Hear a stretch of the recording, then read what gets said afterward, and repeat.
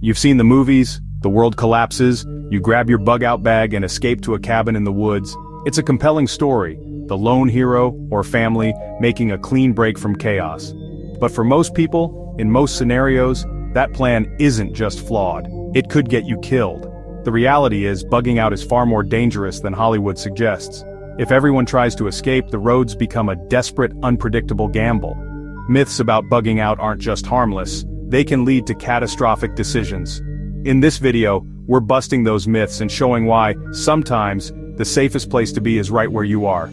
Let's strip away the fantasy and get to the real facts of survival. Let's hit on the first big myth, the ingrained idea that you can simply hop in your car and drive to safety when disaster strikes. It's a comforting idea, the open road there for you to simply rush off to a safer place. Sounds simple, right? A quick escape to a predetermined location. But in a real emergency, remember that everyone else is likely to have the exact same idea. Highways and back roads very quickly become gridlocked. Escape routes quickly turn into vast, sprawling parking lots. What was once a clear path to safety is now a congested nightmare. Your vehicle, no matter how rugged or well-maintained, may quickly become a trap in a sea of desperate people, all vying for the same limited space. Fuel runs out fast, and gas stations become scenes of chaos, desperation, or are already completely empty, leaving you stranded and vulnerable. Infrastructure is fragile and easily disrupted. Depending on the crisis you're fleeing, bridges may be closed due to damage or safety concerns, tunnels blocked by accidents or debris, and even minor incidents can halt everything for miles. The human element is an even more unpredictable and potentially dangerous factor. Fear, panic, and desperation can quickly turn your car and its contents into a target for others.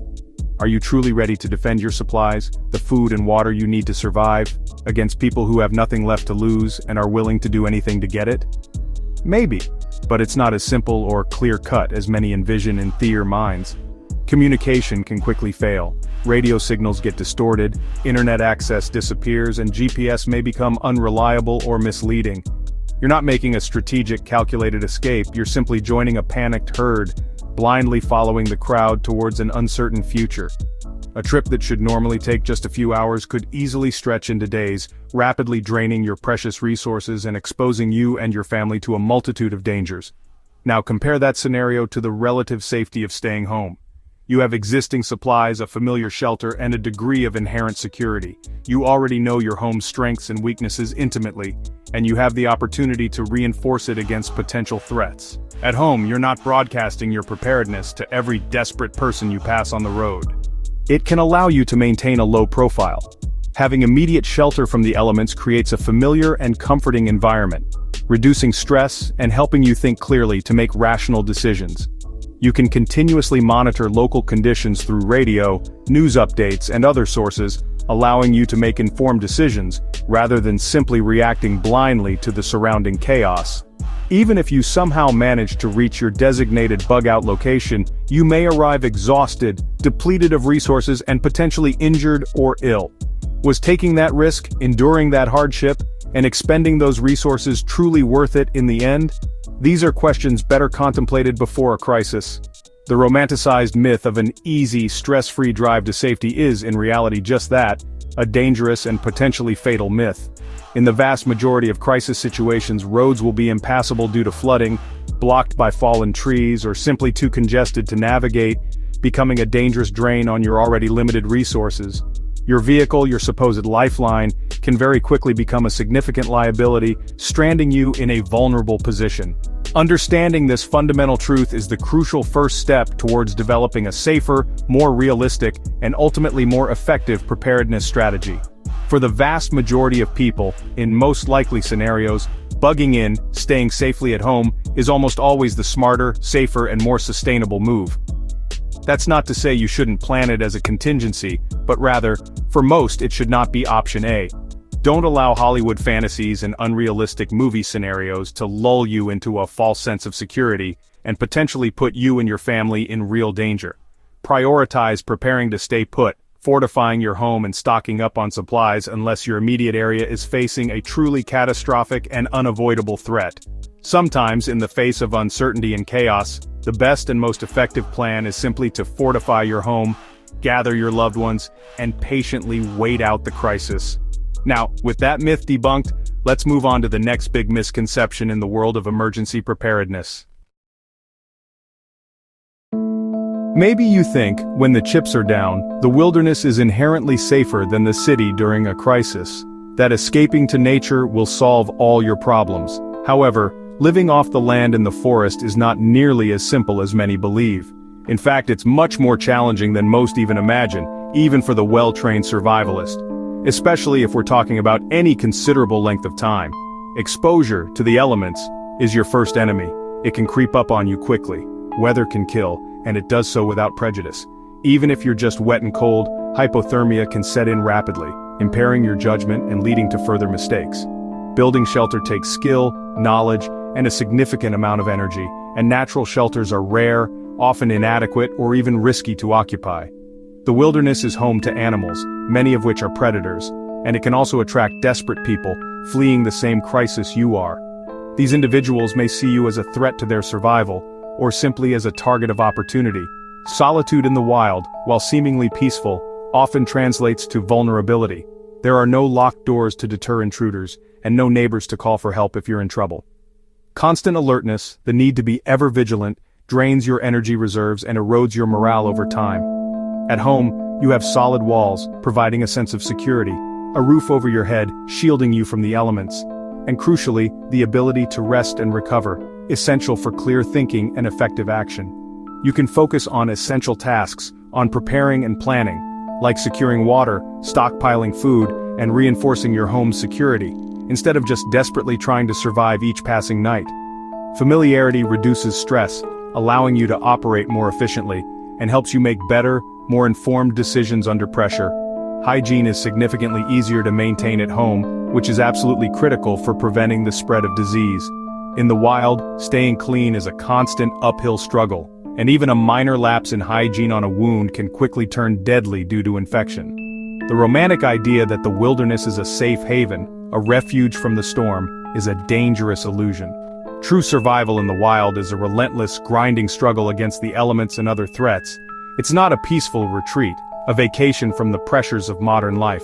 For the vast majority of people, a well-prepared and fortified home is far safer, more comfortable, and more sustainable in the long run. Don't trade one set of dangers, those you know and can prepare for another, potentially deadlier, set of unknowns. The wilderness, despite its allure, is not a guaranteed sanctuary. Let's take a closer look at another common survival myth, the idea of easily living off the land.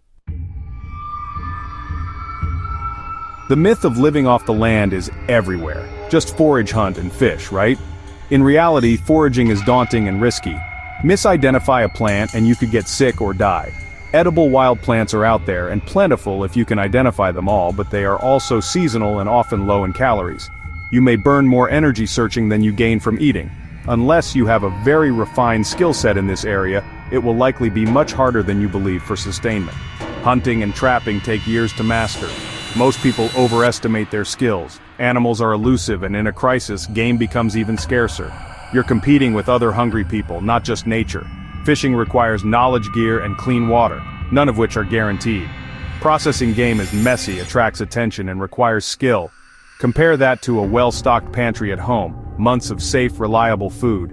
You know what you have, and you can conserve energy and resources. A stocked pantry lets you focus on security, sanitation, and morale. Waking up knowing you have food is a huge psychological advantage. The myth of living off the land in the wild is appealing, but for most it's a recipe for starvation. Your main food strategy should be what you can store, grow, raise, and control. Invest in building a reliable, sustainable food supply at home. Don't gamble your survival on skills you haven't mastered. Now let's talk about the myth of instinct and training. Another myth that permeates our culture is that instinct alone or watching a few survival shows will magically get you through a crisis. This is a dangerous misconception. In reality, survival skills require dedicated practice, hours and hours of it. Instinct alone simply isn't enough to overcome the challenges you'll face. Fire starting, water purification, shelter building, first aid, navigation. These aren't things you can just wing, hoping for the best in a critical situation. Under stress, your ability to learn new skills drops dramatically. making it very difficult to acquire new knowledge effectively. Can you reliably make a fire in the rain, with cold hands and limited resources? Do you know multiple methods for fire starting, and have you practiced them all? Water is absolutely critical for survival. Do you know how to reliably find and purify it safely, even from questionable sources? Shelter isn't just piling up branches haphazardly, it takes planning and practice to build something that actually protects you from the elements effectively. First aid is a fundamentally hands-on skill. Can you effectively treat wounds, splint a limb correctly, or even recognize the signs of shock and know how to treat it? Navigation without GPS is a lost art for most people in the modern world. Can you confidently and accurately use a map and compass to navigate through an austere environment? Practicing these essential skills now, in a safe and controlled environment, is absolutely essential for building real competence. Consistent practice builds muscle memory, sharpens your decision-making, and fosters genuine confidence. Your own home or backyard is the perfect training ground to start building these skills. Practice starting fires, test different water filters, set up different types of shelters, practice essential first aid techniques, and dedicate time to learn and practice navigation skills. These aren't just hobbies to dabble in, they're critical investments in your personal resilience and ability to handle unexpected challenges. Relying solely on luck or the hope of quick learning in a crisis is a dangerous trap to fall into. Real resourcefulness and capability come from a solid foundation of practice, skills, and knowledge. Don't wait for a real crisis to become your classroom. The stakes will be far too high. Learn and practice these skills now, until you're simply proficient in a wide array of the various survival skills out there. Skills are weightless, can't be taken from you, no matter the circumstances, and can truly save lives when the unexpected happens.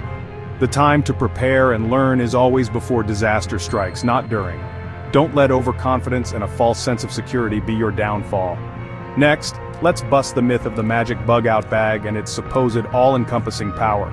Is a pre-packed backpack really all you need to survive an emergency situation?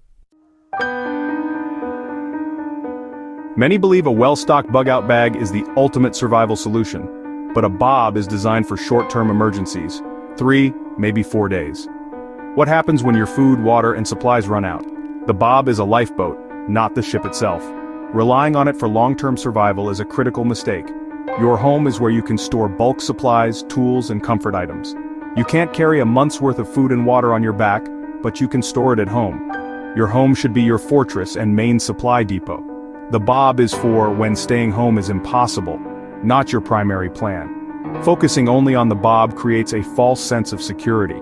In fact, we have moved away from the bug-out bag concept altogether, and to a different bag concept more fitting for real-world application. But that's for another video, so we'll stay with the common terminology for now. Preparedness should be layered, everyday carry, get-home bag, bug-out bag, and most importantly, home supplies. The bob is vital for sudden evacuations, but not for long-term crises. Tailor your bob to fit your broader plan, not as your only plan. Make your home your sanctuary and main supply point. The bob is your emergency parachute, not your main mode of survival. Don't neglect your home in favor of a backpack. Real resilience comes from comprehensive, layered preparedness. Let's wrap up with the real bottom line. The idea of bugging out is often a fantasy, a romanticized notion. Realistically, it's dangerous, it's difficult, and it's often underestimated. For most, staying home is the safer option in widespread emergencies and crisis situations. We've busted the biggest myths: gridlocked roads, harsh wilderness, living off the land, and the limits of a bug-out bag. This video isn't intended to encourage you to neglect bug-out planning, but rather rethink where it fits in your plan. It's about strategies that actually work and are truly effective. Have a bug-out plan for true emergencies, but focus on making your home a place you can shelter long-term. Stock up, secure your home, and learn essential skills. That's the realistic approach to preparedness that saves lives. Share your thoughts below, subscribe for more content, and stay safe out there.